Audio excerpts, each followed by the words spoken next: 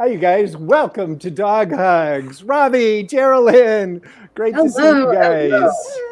Hi, everybody. Hi, Robbie. I haven't seen you in hello. forever. I miss Wow, you. it's been forever. I Yes, What is know. Spider doing? Is he trying to climb the wall? he's trying to get his busy box going.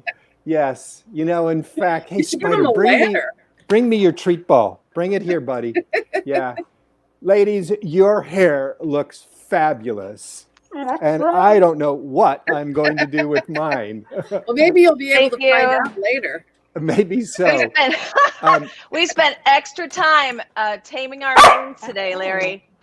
very Getting good. highlights and all. Um, I am now on my headset tether. We've been having audio challenges as we've been growing and as our provider StreamYard has been growing. And wow. Spiders in protest. So I am going to go off mic, and why don't you guys carry the show while I get Spider going here? Well, as you've noticed, probably, Robbie, Spider's barking a little bit less, isn't he? I noticed that. He Isn't knows that where those nice? treats are, though. He does know how to show us what he wants right away, though, He doesn't he? really does. So that's part of his breed. He has to have a job, and he loves to direct his energy in a way that's positive, but sometimes they get distracted and they learn how to redirect that energy in a negative way. But boys, Spider's doing great. I'm really proud of him. Thank He is doing you. great. Yeah, well, with your guidance, Geraldine, he is doing a lot better. Oh, he is. You got to see this. He is He's tearing it up. really having a good time getting out that You're going to have to make it a basket of treats. lot I've got harder, to make Larry. it. Yeah, we're going to have to make it much, much harder. Combination lock. When I come back, I want to come back as Spider. I want to come back as my dog too. Our dogs And have his a hair great looks good. And his hair looks good. Yeah, it is not shedding Tearing it season. Yeah. So adorable. Tails is a wagon. Well, today I want to give my gratitude first, Oh, good. if I may. Please. Because I'm very grateful for today's guest, but I'm very grateful for the person who introduced her to me, as well as the two of you for helping me have a platform for sharing all these amazing people I've been so lucky to meet over my career. Beautiful. So thank you both. And thank you, Beaufette, for introducing me to Cheryl. I love her. She's been a blessing because not only do I love to stalk her on social media, I also really do love to see how she challenges herself. She's in her job challenges her all the time, and how she rises to meet the challenges that are presented to her every time. In an Emmy winning way. Wow. Exactly. So, folks, you may be wondering, who the heck is this Cheryl that we're all waxing rhapsodic about? Well, Cheryl Eckert, who will be with us in a moment, is an Emmy award-winning hairstylist. She's been nominated for an Emmy Award 6 times, and most recently this year on Dancing with the Stars. I mean, think of it. How do you do hair for people who are like twirling and doing that dancing thing? Yeah. Can you imagine taming this mane for a tango? I like that, how you said that. So, in addition to that, she's just a superb dog human. All right, before we stumble over our dance moves, let's bring Cheryl Eckert into the stream here. Welcome, Cheryl Eckert, to our show, to Dog Hugs. Hi. Hi, Cheryl. Hi, Lola. Hi. Hi, everyone. This is Tell Lola. us about Lola. Lola, can you see? Okay, so Hi, Lola is a Chinese Shar-Pei. She will be and 9 in October. Yes, she's gray. She actually had a blue eye and a green eye for the first few months. Nice. Wow. And now they're both brown. So do they call them grays she's truly or the love blues? of my life. Blue, yeah. She's a blue Shar-Pei, which is rare. Yeah. Very. Yeah. Shar-Pei. So So let's talk about the Shar-Pei breed, Oh, because I know you folks, Cheryl and Geraldine, know a lot about this breed. It's one of my favorites. yeah, I had a friend that had a Shar-Pei in the 80s, and I fell in love. And then I had my own Shar-Pei in the 90s, and she passed away. And then we got Lola 8 years ago. And even though I know that this breed is high maintenance, she's well worth it. They are well worth it, aren't they? But they are a little high maintenance. What They what have, makes them high maintenance? Go ahead. Yeah. well, they have a mental and a physical high maintenance. So they're kind of they have a duo of a challenge. First and foremost, they're bred as guard dogs. So if you don't give them a job, they will guard you. Got it. Yes. Almost all the time. She's definitely a great guard dog, actually. And she with her low immunity, I was always a little concerned because the high maintenance of keeping an eye on her, so that because she has Shar-Pei fever, so maybe like 20% of the Shar-Peis get Shar-Pei fever. Tell us what that is, Cheryl. So it's something to do with of course their breed, but she will spike a fever without you even knowing it, and if you don't stay on top of it, it can affect their kidneys, which they'll eventually have kidney failure. And so she's not really left alone for long periods of time. Like if we're out working, and we're either watching her on the camera, but the first sign of her being sluggish, need to take her temperature and give her the proper medication and stay on top of it. Yes. And they think this is inherited, actually. They aren't, along with all diseases, we are never sure exactly what is, the origins of certain things are. They don't have the origin for Shar-Pei fever.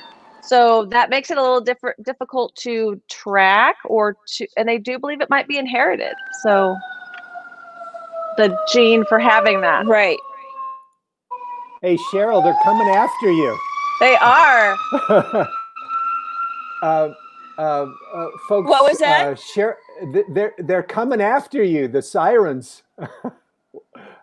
Did you Lola's rob a bank? sending smoke signals. She's so smart. She's sending smoke signals. Did you rob a bank, or was it one of your hair clients robbed a bank? That's cute. Oh yeah, no. You guys are kind of breaking up, and I'm kind of catching bits and pieces of it. But oh well, we're having jokes at your expense. Don't mind us. Okay, good. We do it all the time. Perfect. Perfect. Yeah. So my hope was to share with people that about the titer test. So if you have a dog with if you have a dog with low immunity, you don't really want to overload their system with vaccines that if they're unnecessary. So what this titer test does is it can check to see if the antibody is still in their system, and if so, then they don't need the vaccine. I mean, some people may disagree, but if they have a low immunity, then you wouldn't want to overload their immune system. Right. Yeah, that's so the titer. It's a really excellent point because those times during each vaccination could be different for every dog, and so it's not kind of a one-size-fits-all kind of vaccination. So if Sure, absolutely. as we're learning from the coronavirus, if we have an antibody present, we may be, for a short time at least, immune from getting that disease. Well, in this case, the titer will measure the presence of immunity for antibodies. Antibodies. Thank you, scientists. For antibodies. Yeah. For what kinds of diseases in dogs? Correct. Which kinds? Well, actually, the titer test helps. Go ahead. The titer test helps test for that they have enough of the antibodies in their system to fight off whatever that vaccination is coordinated with, like rabies. So if it's time for her to Sure. upgrade her Lola's rabies shot and she has her blood tested with the titer test, it lets her mom know that there are enough antibodies, so she doesn't need to have the vaccination, because having that vaccination would wreak havoc on her system. Yes, I used absolutely. I used it for my Bichons. They were little allergy fluff balls. Couldn't even have sweet potato. So I would use titer testing every year, so they wouldn't have to have their vaccinations to prove they had enough antibody in their system already from the first one. Yes, that's what I would do too, because of her Shar-Pei fever. I don't want to overload her system and then just cause more stress for her body, or her, it's just unnecessary vaccines. So I just wanted to make sure that people could at least ask for it at their vets before they get, another shot, and to see if it's still in their system, and then why would you have to redo it? Unfortunately, it's not something that veterinarians really tout or talk about ever. They never do. And I'm hoping that changes as well. So I hope that your voice is heard, especially today, through the community, the veterinarian community, and helping people use that tool to help save their pet's health. Amen. Let's talk about the world of hair. Congratulations. How does mine look? Okay. Yours looks gorgeous, darling. Fabulous. I really like the color too. Oh, well, thank you. Thank you. Thank you. You look good. Larry's always looks good. That's right. Cheryl, congratulations on your 6th Emmy nomination, Dancing with the Stars this time. That sounds like a real challenge to get performers ready to go on stage, have their hair ready to go on stage, to perform live for a national and international television audience. I mean, once it's live, it's like it's go time. How do you do that? It's go time. Well, first of all, it starts with our department head, Mary Guerrero, and she's amazing running. We have a crew of 7, 8, maybe even more hairdressers, and we have all of these costumes and all of these themes and different just different things going on for that day. So she's there to guide us, and I think it's about communication, and it's about a teamwork. You go in, and if I can't get something right, I don't mind one of my teammates coming in and go say, hey, what do you think about this? Why don't you try this? And it takes a village. Yes. And we're fortunate that we have rehearsal, and then we have dress rehearsal before the live show. So within that time, if they come back during rehearsal and their hair is completely fallen, you get a second chance to make that work, or to stay. They're doing acrobats and what have you, and they're constantly, it's not just dancing, it's literally, I mean, they're full on acrobating. And we would have to do like a finger wave to make it stay. And we would literally sew within the waves, to make that stay, so that they can do their flips. And, God bless them for what they do too. They're amazing. All the dancers are amazing. So you will actually sew their hair into place. Do you need a surgeon's license to do that? It depends on the hairstyle and what they're going to be doing that day. So, if it's just, a simple, I shouldn't say simple, not simple, but if it's just a dance where they're not going to be doing a lot of flipping and what have you, and you can trust the hair to stay for the duration of the whole day, actually, and especially during the show. But if you have, some specialty buns, or, an extension, certain braids, certain girls, you need to lock that down. You need to sew it down. You need to glue it down. We've glued hair along the hairline. If I wanted my hair to stay like this, I would actually use eyelash glue and kind of like glue it to the forehead so that it stays. Wow. That's a great tip. I'm going to use that one. A little eyelash glue when I dance around.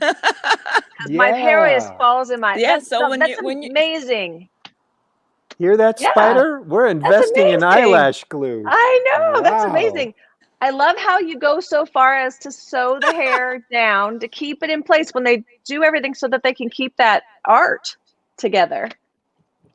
It's amazing. so that they so that they keep that look, so that they have to, so that the dancers themselves don't have to worry about the hair. They just have to go and do their thing. It's amazing to me how all this comes together, like how it's all timing, right? So you have a team that Oh my comes God. together. Did you see Oh what just no. happened? Timing and We have a rule, folks, timing on and this teamwork. show. There's got to be one mistake in each show. You just saw it. Spider just tipped over the treat container I in don't the think laundry Spider. lounge. Ah, Oh That's my. hilarious. little itsy Spider bitsy doesn't. spider. Spider doesn't like my diet That's so funny. routine. I know he really doesn't. I think sometimes I think he wants to flip me a little furry finger once in a while and say, "Geraldine stole all my snacks." So, well, as we were saying, it's such an amazing So piece cute. of art that you put together, right? When you design or create this amazing hair dressing, and then to be able to keep it all put together is such an important aspect for the execution. But you have a team that comes together with makeup, wardrobe, hair. I mean, everyone that comes through, everyone that's shifting and moving, and so you have to have this kind of synergy between all of these teams, right? Right. Tell us a little bit about that, because I'm really interested in hearing how that magic happens. So well, each show is different. Each project is different. So if we're doing a live show, you're still there bright and early. Or if you're doing a movie, you're there at 5:30 in the morning, and it really sets the tone for the actors. You do. So when they're there in the mornings, if you kind of get to know like what they want, or their likes and dislikes, if they want to listen to music, if they need coffee. So you're really there to support them, to bring the best out of them, of what they're there to do, because it's not about me. It's about them, and able to execute the look that we're going for. And it could change. Like in a movie, you could one day they have a glamorous look, and the next day they're soaking wet in a pool, and then you gotta no, wait, we need to shoot back to that wet look, and you're like, but don't we have to go to the dry? Like, I'm gonna need some time here. It's like, so it's everybody's working together to get, because they never shoot in a movie, they never shoot the scenes in sequence. It's always day 1, day 5, day 10. They're all over the place. And then continuity. Explain to the folks Right. explain to the folks what continuity means and how you keep it. We'll take photos of their hair, of the scene, front, back, sides, and you want to keep it consistent. Or if they're setting in a scene like this, you want to keep it consistent, because if their hair keeps moving and they're still talking, it's kind of a magic trick there. So back in the day, we would take photos, and we'd have a whole continuity book of every actor, every day, every, scenes broken up, days and nights. But back in the day, we used to do Polaroids, and I brought a few little Polaroids. Oh, we've got share some Polaroids with us. I love Polaroids. So this one was for autofocus. This is Willem Dafoe, and that's me in the back touching him up. And you see I have scene 64, day 29. That was just the day. So we would put it on a ring for the day of the scenes that we would be shooting. Oh, I got to match this. I got to match this. And then when you're done with it, you put it back in the book and you file it away. Do you remember I actually what have another one here film? Do you remember what film that was with Willem Dafoe? This one was for. Yeah, this one was Autofocus. This one was about Bob Crane, Hogan Heroes story. Oh, wow. And it was in the 60s. Yeah. So we had to do a lot of 60s hair, which was that's so much fun for me. I mean, we would just I have 70s hair right now. Let's see this. Look at that. Just all kinds of, like, this is the back. Beautiful.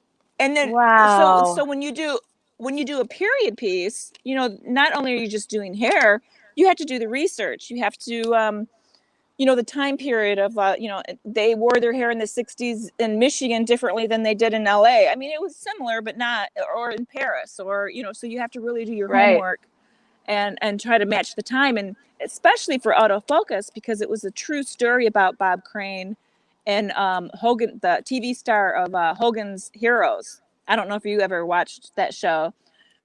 It was a little dark. As a matter of fact, we would tell our age if we did. No, I never saw that show. Never. I don't have a problem doing it. And actually, Cheryl, I'm about to tell you some trivia that you may not be aware of. Bob Crane's daughter, Karen Crane, who lives not far from you, is also a makeup stylist. She does hair and makeup. Makeup artist. Oh, makeup artist. Yeah. Yes. No, I didn't know that. I'm surprised she wasn't working on the show. We should have had her on the show. Well, I could imagine reasons why she might not want to feel that comfortable about, her dad's story. Sure. But I'll be happy to introduce you. Yeah. Oh, that would be amazing. I'd love that. That's so cool. And I have another one here with Dick Clark. Right. Dick Clark. Nice. Me and Dick Clark back in the day. Wow. How cute is that? Wow. What a young Dick Clark, and you haven't aged a day. She never ages. Oh, you guys are too kind. Tim, this is a really sexy. What a neat communication tool. Wow. What a great communication tool, right? Between the scenes and between everyone. That's such a great communication tool for them to use to communicate the looks and to communicate continuity and to work together so that they have a positive project. That's such a neat tool. Beautiful. So nowadays, do you shoot Polaroid photos still? No, we don't. We our cameras, our phones, we have an app. You're able to write on the app the scenes, the dates, file them away. It's so easy. Send them off, in an email to production instead of having, we still do like a continuity book on certain shows. Maybe not so much like a sitcom, but maybe a feature film. If we know we have to go back to something, but it's definitely helpful to fall back on that look, because you're not going to remember, a month ago, like, how was your hair parted again? As simple as that. So sometimes you might not even have the photo, and you have to run to the makeup department. Look, do you have scene 29, day 3? Or wardrobe. Can you help me out here? Yes. Oh, you save each other's as well. They save each other's tails with that tool. Wow. Now that's a way to manage perfection. Nice. Well, so we have a quick question for you. And then go ahead. You talking to me? Are you talking to me? Are you talking to Cheryl? So I have a question for you, Cheryl. Yes. Did anybody bring their dogs on set ever? Oh. What was that? I can't the book. Did anyone ever bring their pets, their dogs on set? No dogs allowed. No dogs allowed. I wish I could bring Lola, because she's just, an angel, but she's high maintenance. Fantastic. But there's one person that I can say she brought her dog every day on set, and that was Sharon Osbourne. And really? Who's gonna tell Sharon no? I'd be curious to try that out and see if I could do my best Ozzy Osbourne impersonation to see how she might react to me. Oh, those dogs are just so cute too. They're just. But she showed up every day with her little pups. Well, you worked with Sharon for many years. I worked on a show called The Talk for about 5 years, and I would fill in to help her. I usually did Sarah Gilbert, some guest stars, and I was about 5 years I was there. In fact, I used to walk to work. I live in Studio City, and I would just walk across the street to Radford. Oh my gosh! Which was very nice. Yes. In LA. Oh. Wow! Does it get any better than that? Actually, if you So, turn your can you turn your camera around for the moment and show the No, folks where the that's Radford? Show the no, you view. can't? Yeah, we could show the oh Radford sure. Studios to the Oh folks. yeah. Let me just see if I can do it. Like, can you see? There we go. So This is Studio City, California, folks, so and Cheryl is showing us near the CBS Radford Studios. and I would actually walk down the Wow. stairs through the parking lot, and I would cross the street. Nice. I don't know if you can see that. I don't know what I'm. Yeah. Well, it gives folks an idea. Yeah. Amazing.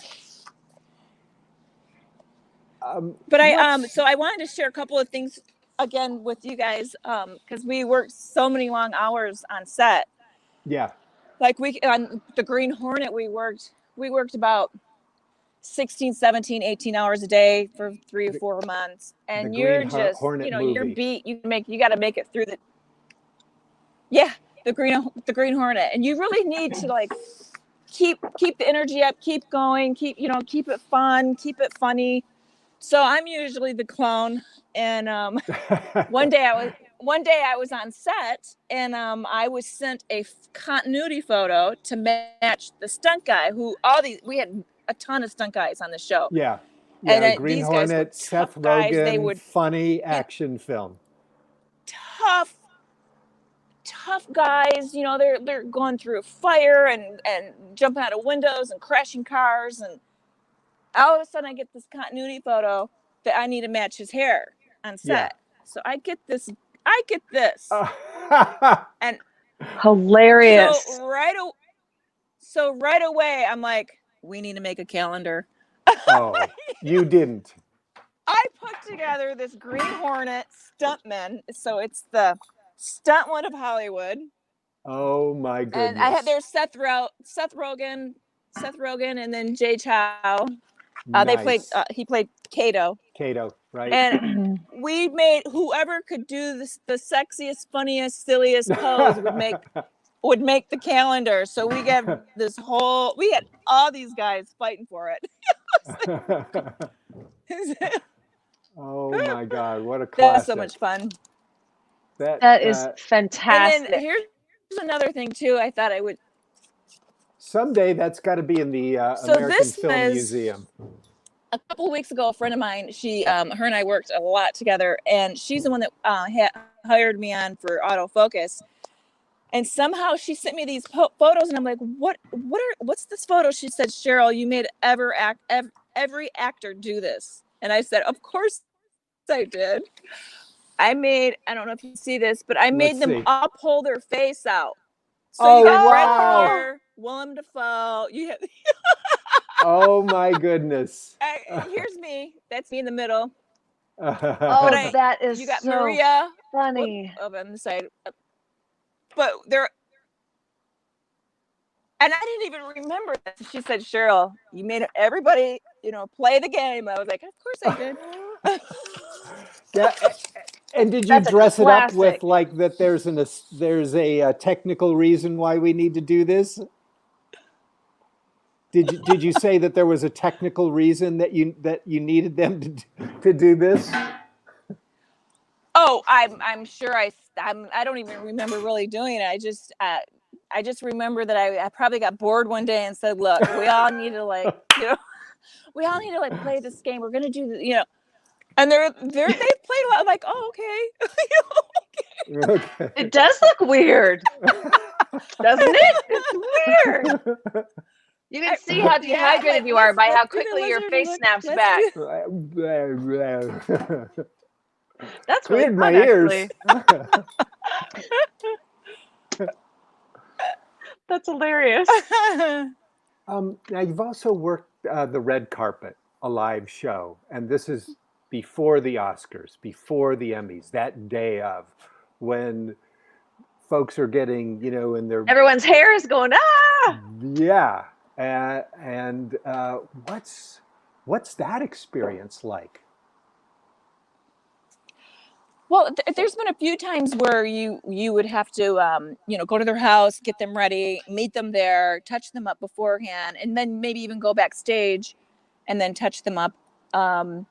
that's just exciting too, because you feel everybody's energy, everyone. It's just so exciting. It's one of my favorite times, especially when I'm walking down the red carpet. Yeah.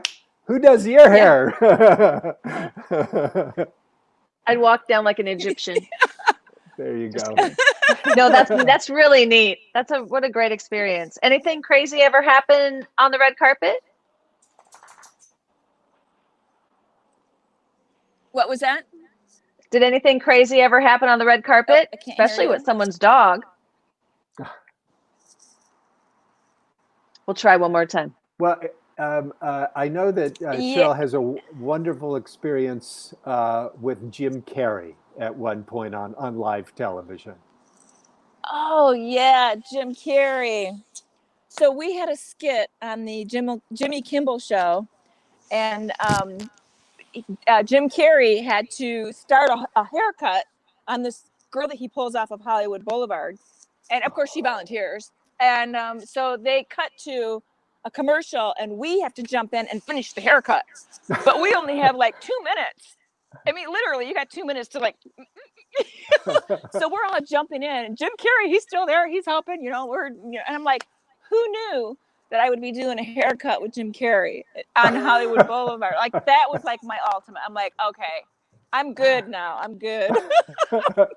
Your career is complete. That was complete. so much fun. And then we had to jump That's out, amazing. before they came back. Yeah, Right. My career was complete after that. I was like, what drew you to doing hair professionally and to do it for the movies? How did you make that choice? well, so in the 80s, kind of going back here, I actually had my hair and makeup done a few times. I modeled a little bit, not much, but that's where I had my hair and makeup done, and I thought, I think this is what I want to do. I want to do the hair and makeup. So I started out doing hair and makeup, and then when you join the union, eventually I had the opportunity to join in the 90s, late 90s. You have to choose either hair or makeup, so you can't do both. So I chose hair, and it's kept me busy, and I love it.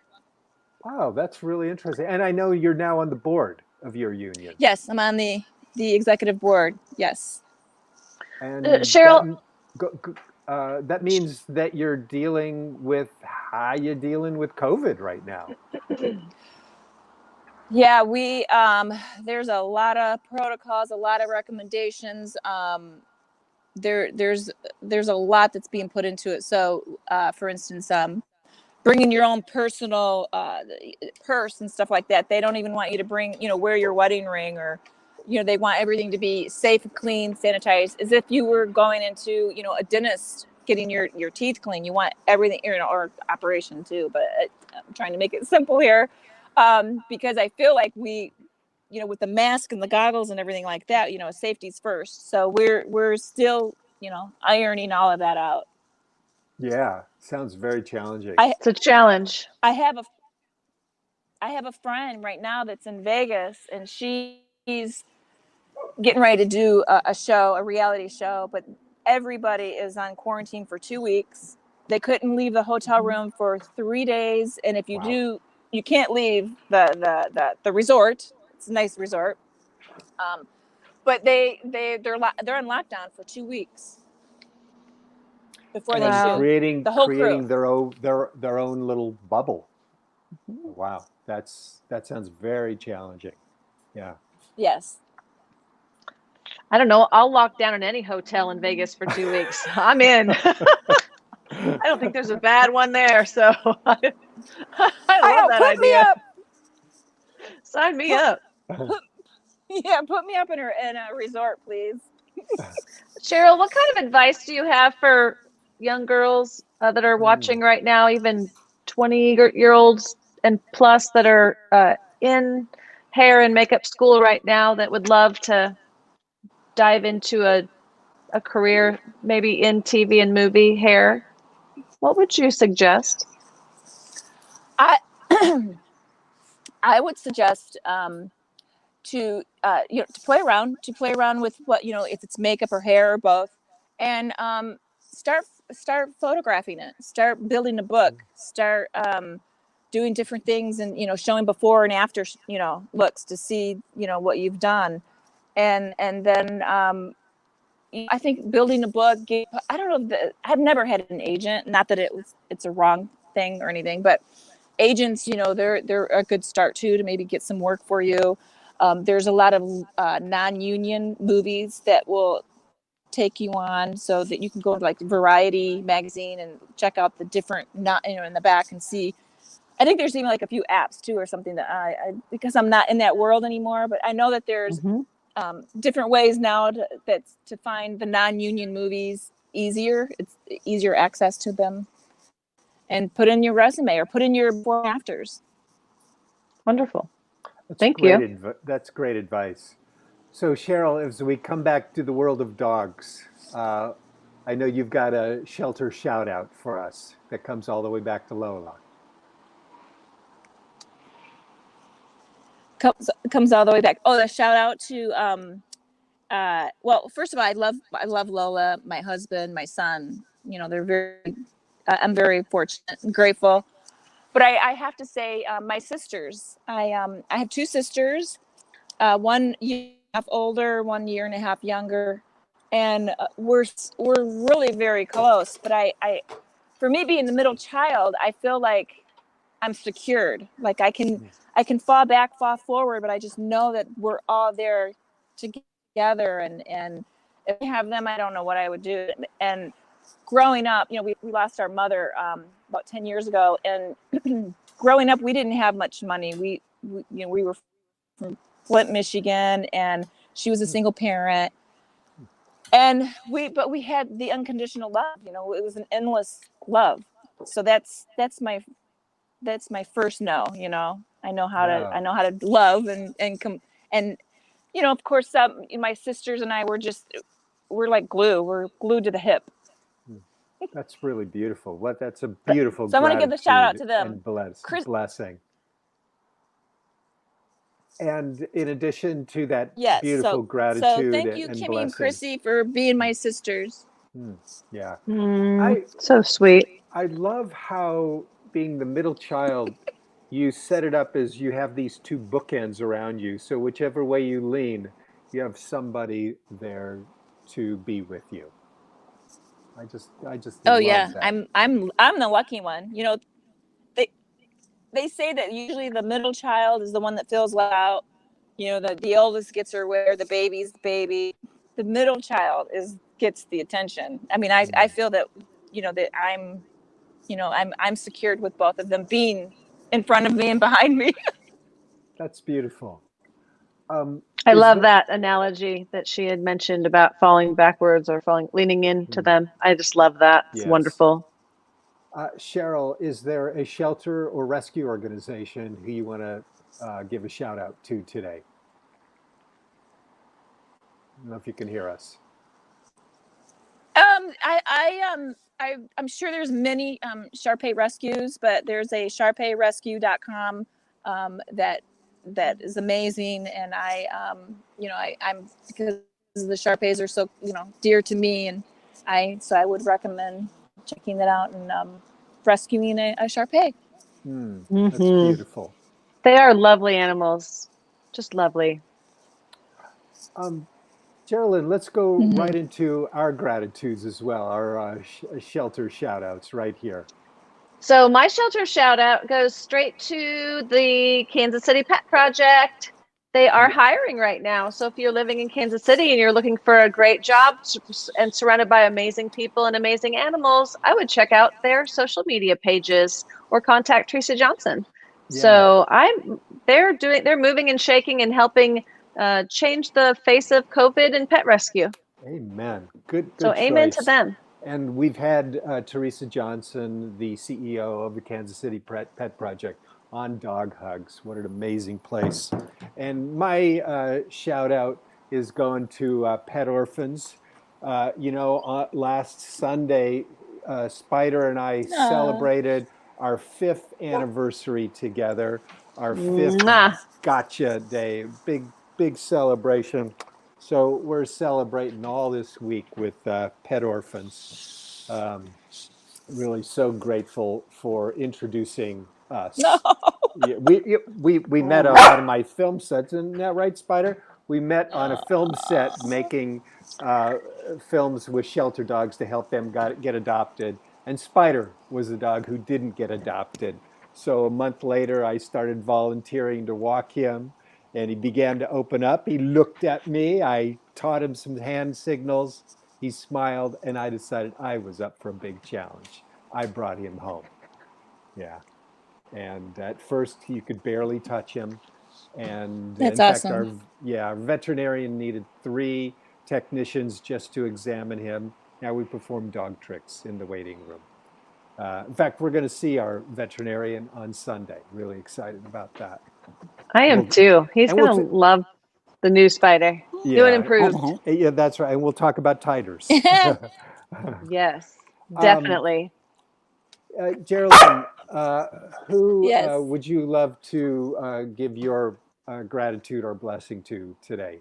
So as I mentioned in the beginning of the show, I'm Oh, so yeah. grateful for my friends that have introduced me to some of the most amazing people on the planet, including Cheryl. So I was very grateful today for Beaufet, my very good friend through the pet industry, and who I adore, have for many, a little over a decade.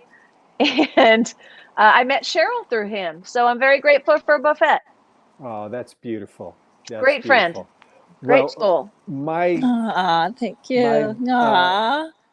my gratitude nice. and blessing goes to somebody who, Geraldine, you know a little bit already, and who is actually a neighbor of yours, Cheryl. My girlfriend Jen, is her birthday today, and she lives in Studio City, very, very close to where you are. Yeah. And so Happy birthday, Jen. Happy birthday, my love. And yeah, I know. That's right, Aw. Spider. Yeah. Happy birthday. Yes. He's saying happy birthday. Well, thank you, Cheryl, for being on Dog Hugs with us today. And thank you to all of you who have joined us on the show. Tomorrow, we have a really exciting show, a guest tomorrow. Gerald, do you want to spill the beans? Who's going to join us tomorrow? Well, I should. It's Steve Scrippa from The Sopranos. Yeah. We are going to have so much fun chatting it up about dachshunds and Tony and like some of the crazy scenes they had on the set and his podcast. Yes. So we're going to have a blast tomorrow. Please join in. Yes. All right. Well, Cheryl. I've been watching some Sopranos. Me too. Getting ready for that. Yeah, he played Bobby, folks. So this is Steve Scrippa. All right.